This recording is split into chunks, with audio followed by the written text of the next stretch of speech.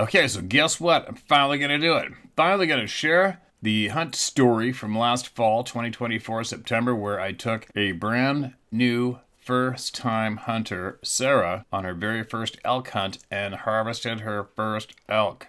Crazy, right? So, one fairly important reason why I'm doing this is I think this will probably help a lot of first time hunters out there, especially female hunters who are on the fence whether or not they could do this or not, but they kind of want to, got some curiosity, and as well maybe help some other people who are getting maybe it's their sons or daughters or their wife or girlfriend or whoever into hunting. All right, so this is what I did to start her off. So the first thing I did was I got her shooting a pellet gun, fairly high power pellet gun. It shoots over 1600 feet per second. It's no little kid's toy. And she's shooting the pellet gun very, very accurately, as most women do shoot accurately on average anyway. A little later on into the year, we had this is before she decided she was going to become an elk hunter. Obviously, we're eating lots of elk, and she loves elk, and elk is her favorite meat because of what I bring home and have been bringing home the past handful of years. But to get to the taking of a life, the killing of something. One time I was out on the ocean guiding, and she was at home, and there was a raccoon that was just wreaking havoc on her chickens. We had the live trap out there, and if the raccoon finally didn't get caught, she's all distraught. What do I do? What do I do? I told her, just get the neighbors to come over, something. Throw it in the pond, whatever. You know me, I'm just like, whatever, just kill it. And she wasn't sure she could do it. And then she got off the phone, and then she phoned me back. I did it. I go, what'd you do? She goes, I shot it. I go, you did? She goes, yeah, I shot it, killed it. She said that when the dog was there, the thing went at the side of the cage towards the pets, and Mama Bear went, oh yeah? Dispatched. Interesting. Maybe she could go hunting. Not thinking much of it. And then finally, I made a couple of jokes about her going hunting, and she agreed. Yeah, I want to do it. I'm like, what? This would have been, and for all you, this would be like the last person you'd ever dream that would agree to go camping, let alone hunting. So right away, the first thing I did when the rut started to kick in that year on Vancouver Island was get her in the woods and take her hiking with me through thick, nasty hell and see if we couldn't call up a bull elk to her. And we got lucky and it happened. We called this one up here.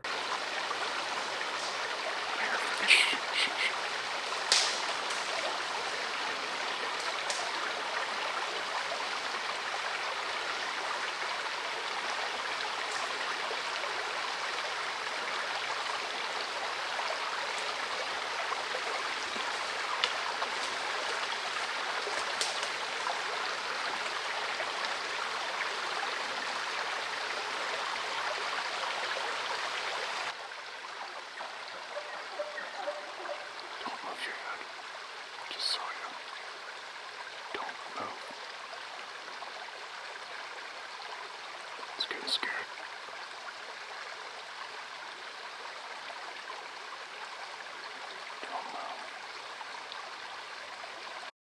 And the first thing she said when it came up close was, I could shoot that. I'm like, seriously? You think you could? She goes, yup. That's a pile of delicious meat right there. I could shoot that easy. I'm like, got her out to the coast, some remote spots where a couple of friends of mine and I have been chasing some Roosevelt elk around on the island, just getting them on trail cameras and calling them in and keeping a bit of a tally on what's running around just in case we get drawn. And I started bringing her with me to get her more experience and see that excitement and what it's like to go after them, look for them, hike after them, call them in, and set trail cameras. And if she wasn't with me when I managed to get this great big monster in close, and she was with me setting the cameras to get these great trail camera pictures of them too. Check this one out. Don't move.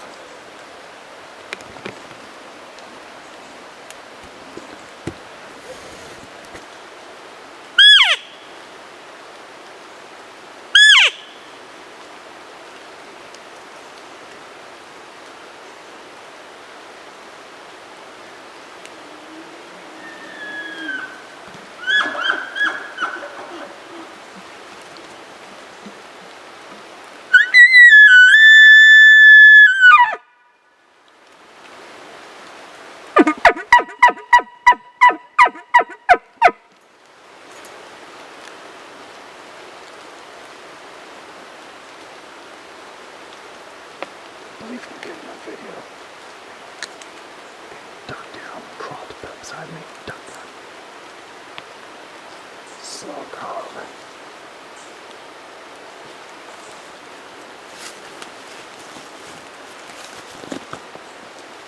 Slowly, slowly. Don't move your head and stand up. Slowly stand up. Look at the screen.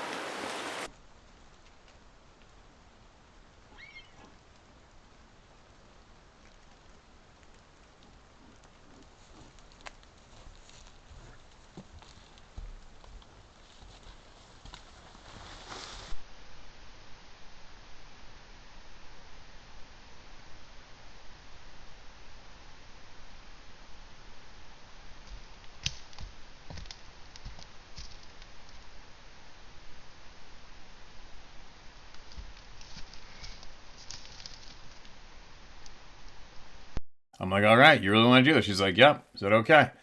Got her hunting license. Got her through the hunting course. She got her certificate. She buys her first hunting license. So as soon as she got her hunting license, then I bought her a rifle. I bought her a 7mm 08 rifle. Perfect fit for her. And this is how I got her shooting for the first time. A rifle. I got her to shoot a 243 about 5 or 6 years ago. But now it's go time. Like now I am training a new hunter how to hunt directly. From my past experience as a professional hunting guide and watching the mistakes and the mishaps that many hunters had commonly amongst each other when it comes to shooting, the one mishap that I have happen most often is the guy can't shoot. He can't stand up and freehand anything. You'd believe how many guys can't stand there and freehand a bull moose broadside at 100 yards. I need a rest, I need a rest, I need a rest. And they're panicking at the big moment. They're panicking. I need a rest. Take note of that. So I did not let her... I got the gun zeroed in myself. Now it's time to teach her. She watched me. She watched me zero the gun, and I explained to her how I did it.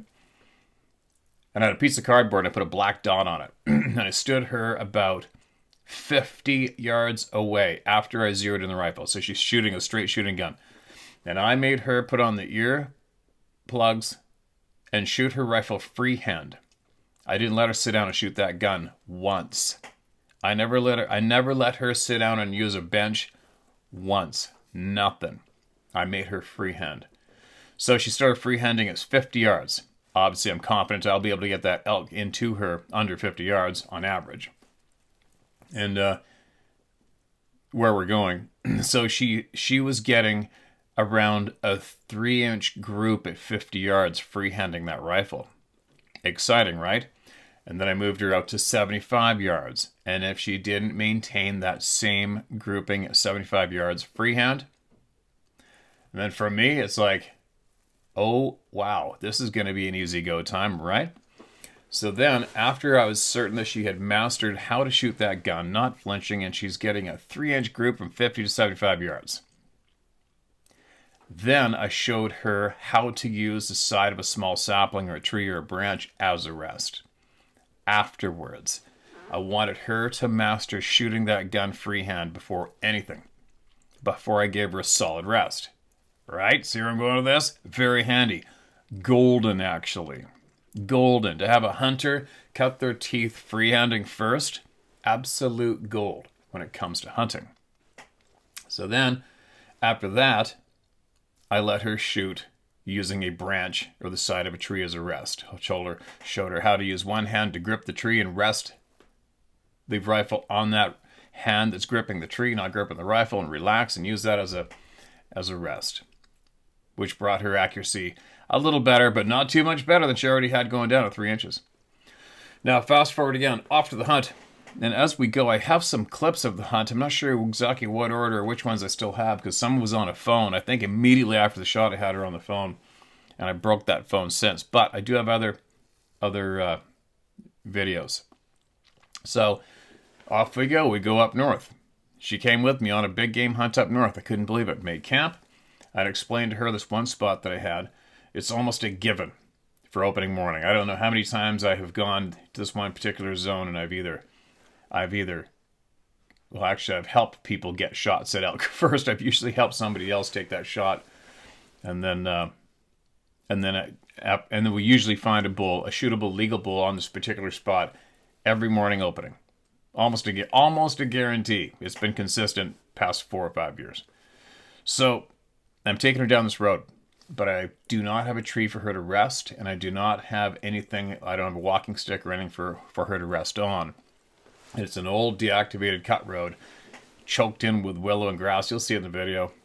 And there's no bugling going on. We're sneaking along first light, and there's a cow and a calf walked across in front of us. Then another spike came out, looked around, and then a branch antlered bull came walking out at about 150 yards, swings broadside. He's going to be 2 steps till he steps into the thick stuff. And Sarah's like, I can't take that shot. You shoot him. No problem. So I thumped him. We got him. Well, opening morning. And we walked down this tight trail. Sarah and I forgot the headband to wear this thing. Forgot the selfie stick for the 360 camera. Forgot everything. And did a few calls. But nothing was calling. But then I started seeing the sign of elk. And we slipped along. And a couple cows walked out right where Sarah is, right there. And then a bull walked out. We got a bullet in him. So I'm trying to get back to where I think.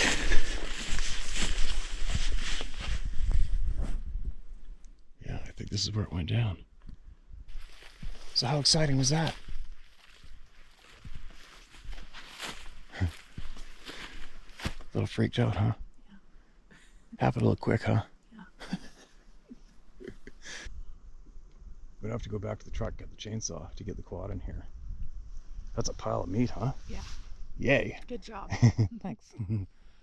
So, obviously, when we go elk hunting, we're not holding out for trophy class elk, especially where we're hunting. It's very tough to get a trophy class elk in British Columbia.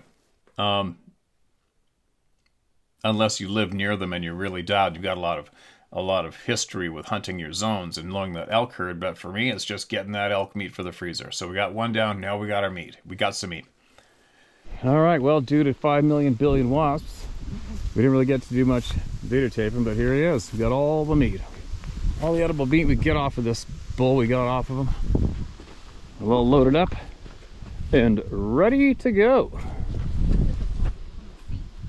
So many. So I ended up getting really hot. It's time to care for that meat. We ended up going home, and I thought she'd had enough.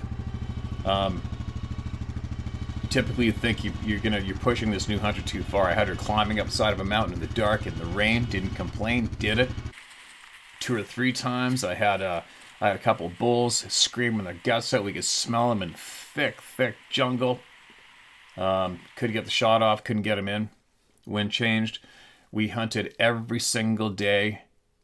She didn't quit once. No complaining. She did it.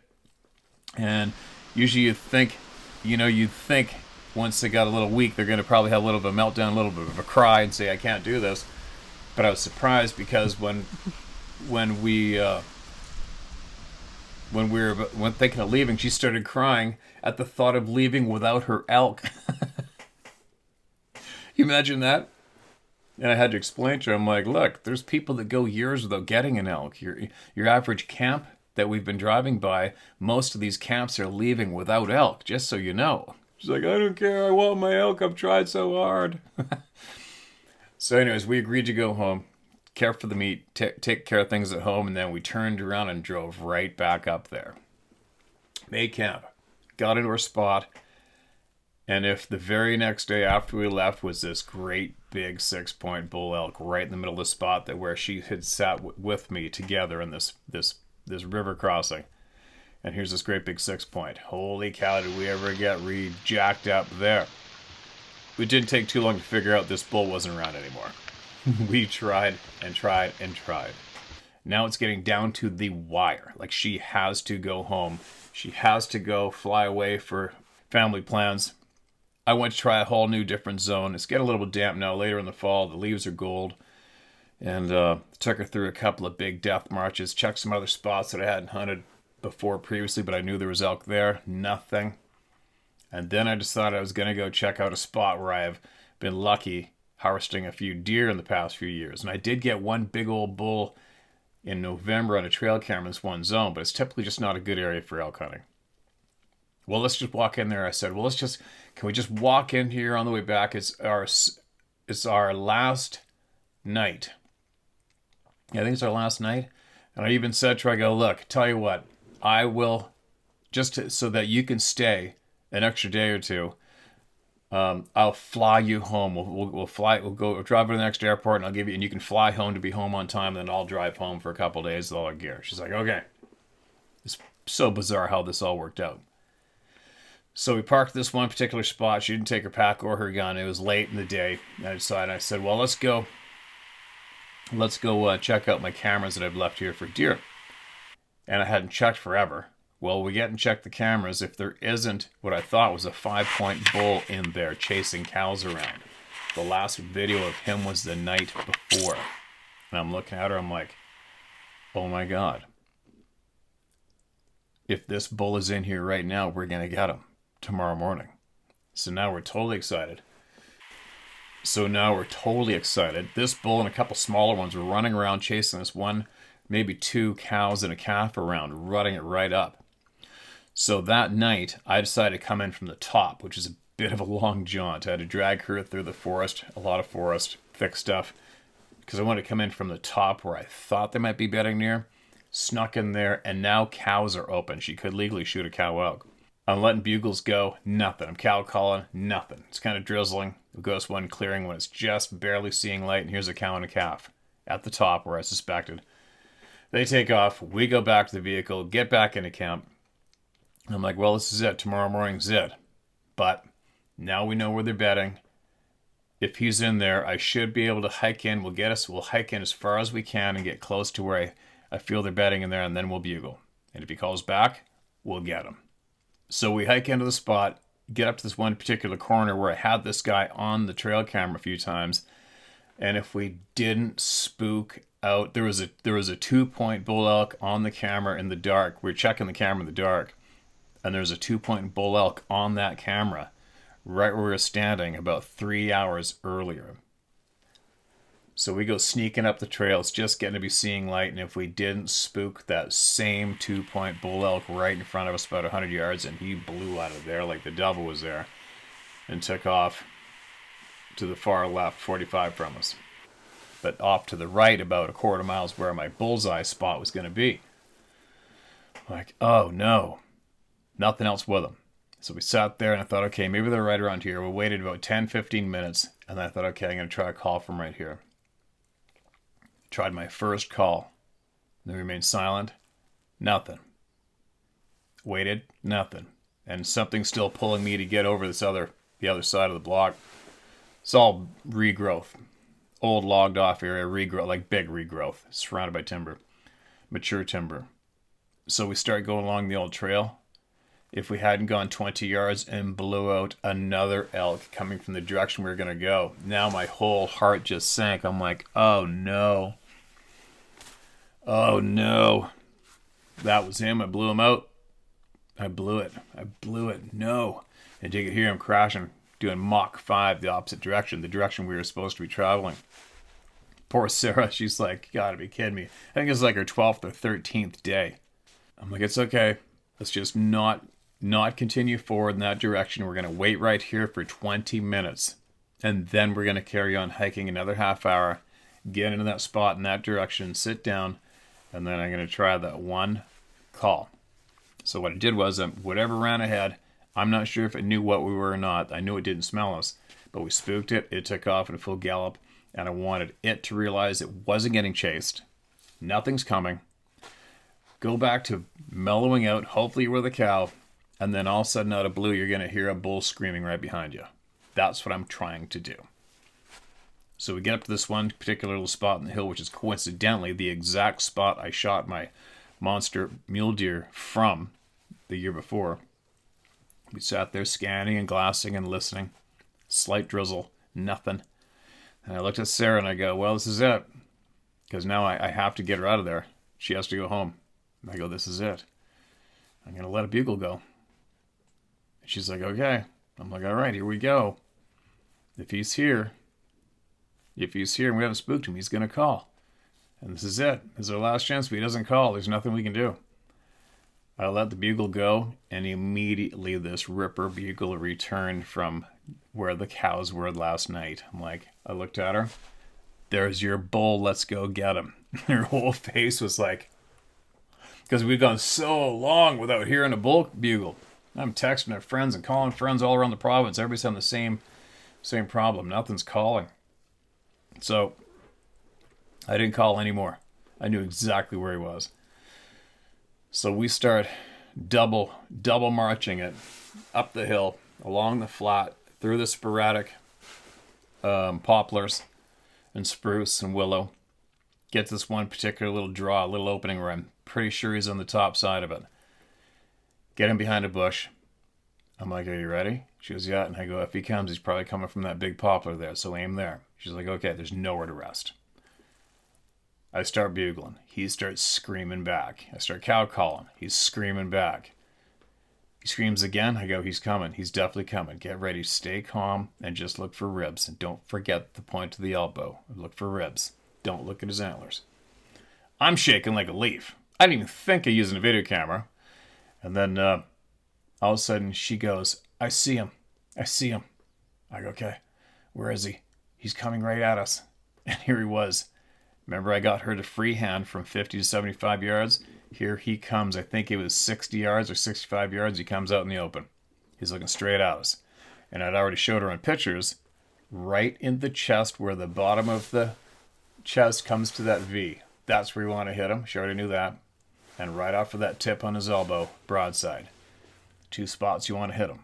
So he's standing there head on looking at us. No clear shot in the chest. And when I went to where he was standing, looked to where we were, he was looking right at us. He was looking right at our heads over top of that green and golden willow. So he's standing there. Now he's not calling. You can tell he's looking uneasy. He's looking around. Then he slowly goes to turn around, swap ends, and walk away. She's been holding that gun freehand now. I swear she must have held that freehand for at least 3 minutes. Time that one for a lady. Plus, he goes to swing, and at that one chance, I mean, that's a tiny window when an animal's swinging. And right when he swung, I went, shoot, boom! She drilled him. She drilled him. And then up and over the hill he went. And here's the rest of it. All right, well, Sarah's first shot ever had a big game animal. And drilled it. What is it? Huge elk. What is he? 5x5 elk? Yes. And this, coincidentally, is the log that I sat on last year to get my record book buck. And we called him from here. Now let's go get him. All right? We haven't put our hands on him yet. We haven't even found him yet. We let him lay down for a bit, and we're going to go right now. Let's go. All right, so we had him calling back from those far poplars. There's that a 250 up there from us right now. And we slowly worked our way to him, the exact same route we're taking here. Sarah's pretty excited right now. Hey? Yes. We haven't seen him yet, haven't put our hands on him yet. We went away, give it some time, retracing our steps to where she shot him from. We snuck through here, and I knew there was a good shooting lane draw right in front of us here, and I already knew about this little opening. I figured I'd probably get him into it, and it worked out. So we snuck right in here.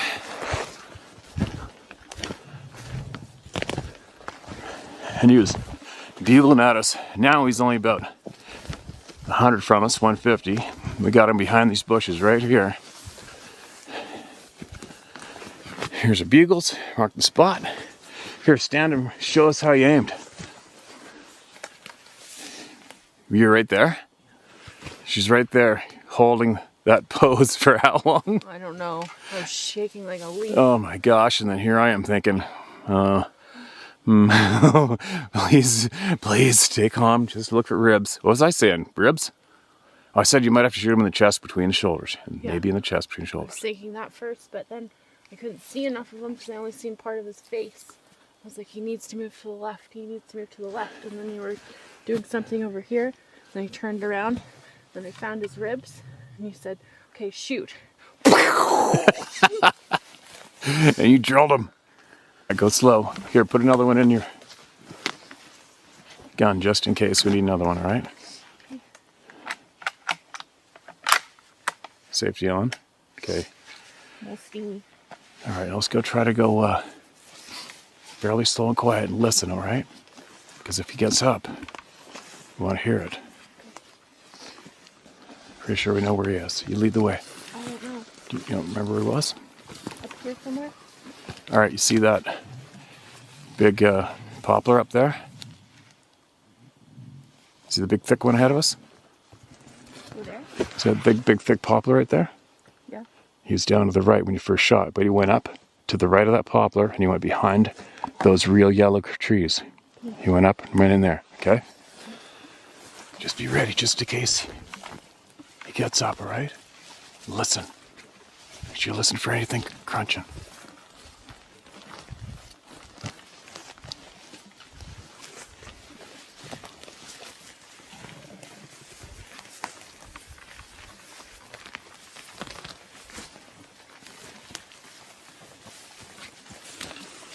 Now, once you get on the trail to the right of that tree, look for blood on the ground, all right?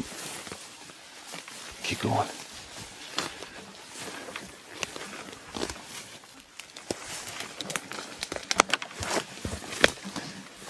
Up in a log. Okay, keep going.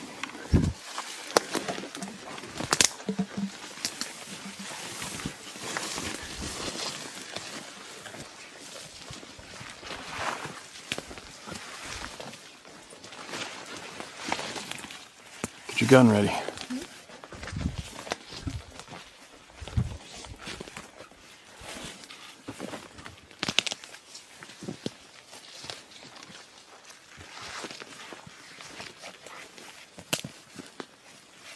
Keep going.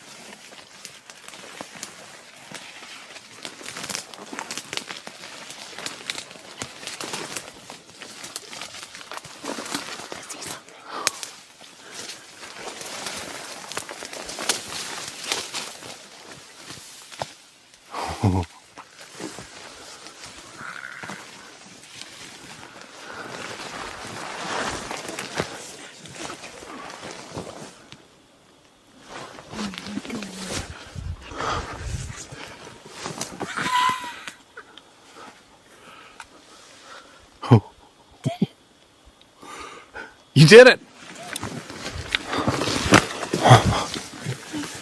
What? Look how big he is! Hey? You did it! Sorry, little buddy. Oh my God. What does that feel like? A lot. Hey? It definitely feels like a lot. All kinds of emotions. First time you ever shot anything ever, eh? Yeah. Except for that raccoon. I don't know what to feel. Sure made the freezer happy. Yeah. He sure is big, isn't he? Yeah. Keep expecting him to jump up. He's not jumping up. Okay. It's not, there isn't one in the chamber, right? No, Check yeah, it. there is. A live one? Yeah. Okay, take that out, put it back in your little magazine. I don't know where it went. Right on the other side of his leg on the ground. Right under his chest. You got a frickin' 6-point. So nervous. Holy. Just lay that on his belly over there. And grab those antlers and have him pull them up. Show the world what you just did. It's gonna be heavy. Ooh. I don't know if I can. Yes, you can. Pull them up. I can't pull him. Oh, he's a beauty. Now put both hands on a fork and stand up and lean back. Lean back like a water ski, and there you go. Just pull and lean back. Yes! Woohoo!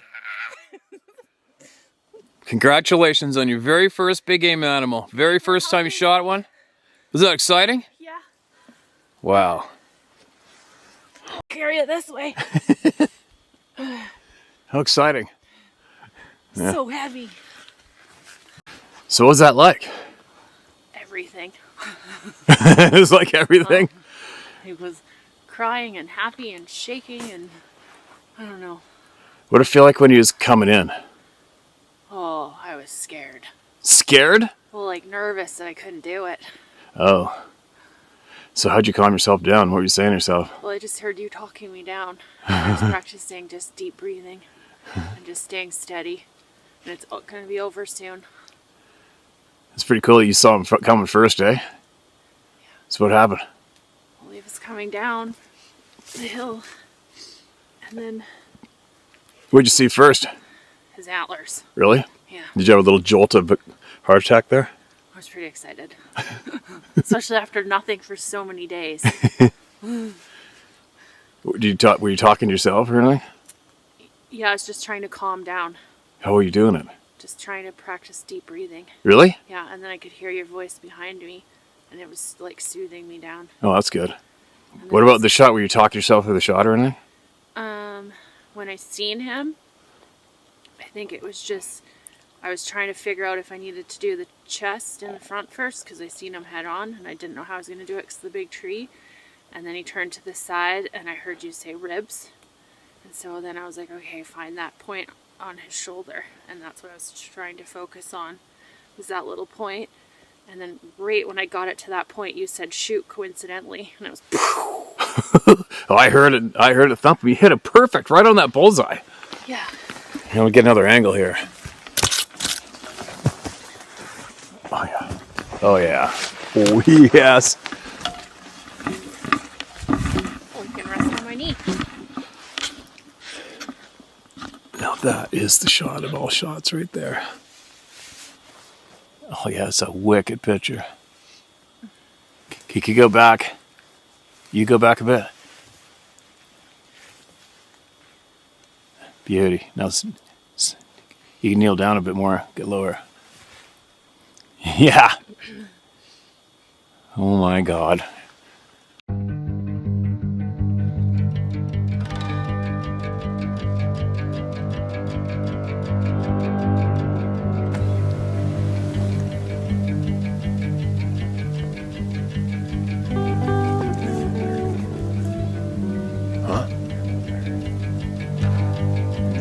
See what the hell we're doing.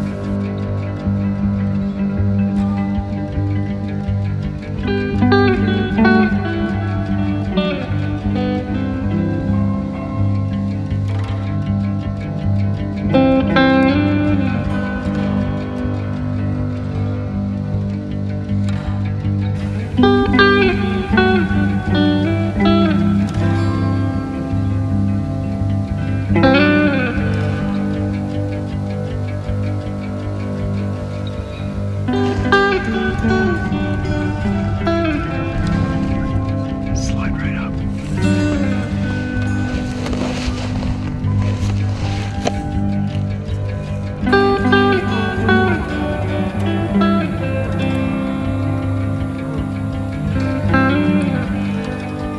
That's not the one we called up, is it?